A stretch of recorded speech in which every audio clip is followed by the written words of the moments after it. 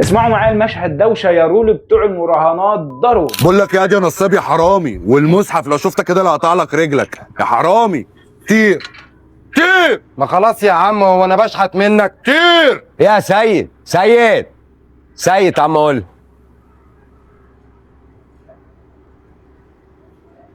مالك يا عم؟ يا سيد في ايه؟ يا سيد مالك صحيح؟ مش بعادة يعني تقعد تهزق وتبهدل في الزباين بالشكل ده؟ صلي على النبي عليه الصلاة والسلام. الزبون ده بيجي يقعد هنا كده يجي بقاله شهر. تمام. قال لي سلفني 1000 جنيه هرجعهم لك 2000. يا ساتر يا رب، ربا؟ ربا ايه يا عم؟ استغفر الله العظيم، ده قمار. قمار ازاي يا سيد؟ هقول لك انا، هو معاه ابلكيشن بيحط فيه فلوس. تمام. الابلكيشن ده بقى هو بيشوف التوقعات بتاعه المطوشه مثلا. توقعات المطوشه دي ايه؟ مين كسب؟ مين خسر؟ ماشي؟ مين نزل يلعب؟ مين هيقعد احتياطي؟ كل توقع هو بيقوله قبل الماتش ويطلع صح يكسب، غير كده بيخسر. وفضل يكسب ويلعب ويكسب ويلعب لحد ما فجأة خسر كل حاجة وبقى اللي وراه واللي قدامه. فعشان يعوض بقى خسارته بيعمل ايه؟ يجي بقى زي اللي حالاتي يقول لي تعالى انا هنزل على الابلكيشن، خش شارك معايا وهديك جزء من الفلوس، واخد الفلوس وملص. يا نهار اسود، ما هو الجهل هو اللي بيعمل كده. جهل ايه يا استاذ كيمو؟ ده في شباب زي الورد بيخشوا يراهنوا على الابلكيشن دوت. في منهم بيكسب كتير وفي منهم اللي خسر كل حاجه وبيجري عشان يعوض زي الاستاذ. يا نهار اسود، وازاي في ابلكيشن زي ده كده موجود كده عادي؟ ايه مفيش رقابه؟ لا، ما هو كل ما بيقفلوا ابلكيشن بيفتحوا ابلكيشن جديد.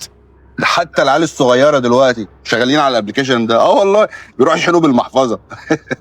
الله العظيم.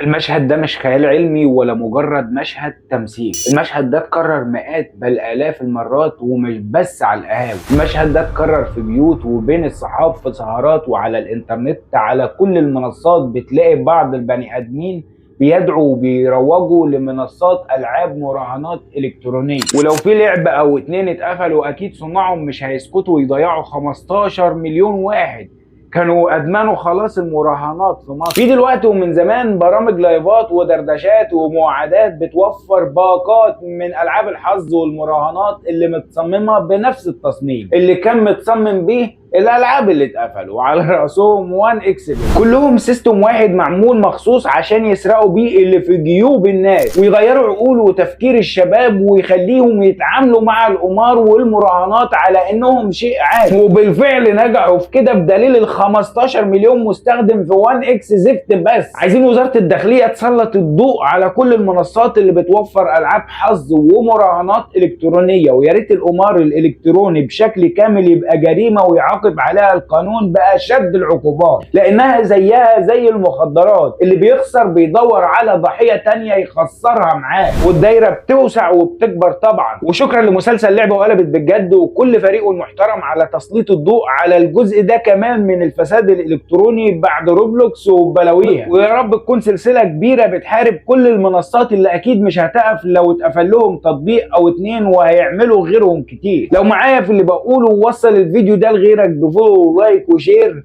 وصلي على النبي.